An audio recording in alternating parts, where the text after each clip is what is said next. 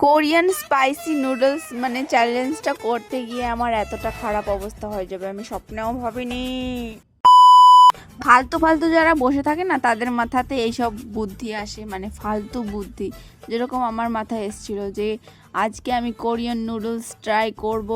এনে রেখেছিলাম তো বেশ কতদিন আগে, কিন্তু এখনো আমার বানানো হয়নি, খাওয়া হয়নি। আমি খুবই আলসে করে একটা লোক, এর জন্যই আমার বাড়িতে 1 মাস আগে থেকে আনা রয়েছে, বাট এখনো বানাইনি। আজকে আমি বানাচ্ছি। আর এটার মশলাটা দিয়ে দিচ্ছি, যে দেখছি যা কালার এসছে ভাই রে ভাই, পুরো লাল টকটকা। আমার তো দেখেই ভয় লেগে যাচ্ছিল যে আমি খেলে পরে কি হবে।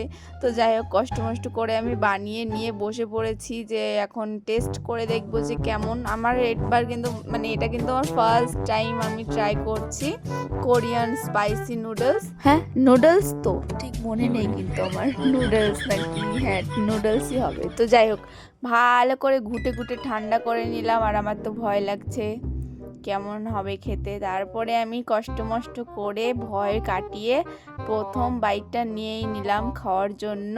প্রথম বাইটটা নেওয়ার পর এটা কেমন খেতে আমি তো বুঝতেই পারছিলাম না। তারপরে দেখছি যে না ভাই, ঝাল আছে। প্রথমে একটু মিষ্টি মিষ্টি লাগছিল, বাট যতটা খাচ্ছিলাম আর যতটা ফিল করছিলাম, তারপরেই বুঝতে পারছিলাম যে না, এটা ভাই অনেকটা ঝাল। যদিও বা আমি স্পাইসি খাবার পছন্দ করি, তবুও আমার দ্বারা না মানে সম্ভব হচ্ছিল না যেটা খাবো পুরোটা। দেখো দেখতে কতটা সুন্দর লাগছিল, দেখে তো মনে হচ্ছিল যে পুরোটাই খেয়ে নিই, বাট আমার পক্ষে আর সম্ভব না। আমি তাও মানে চেষ্টা করে 3 নাম্বার বাইটটা এখন আমি খাচ্ছি, যে না আমি পারবো।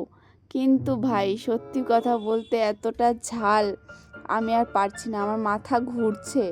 তারপরে আমি গিভ আপ করেই নিলাম, এতটা বাকি রয়েছে, আমি আর পারবো না, নমস্কার।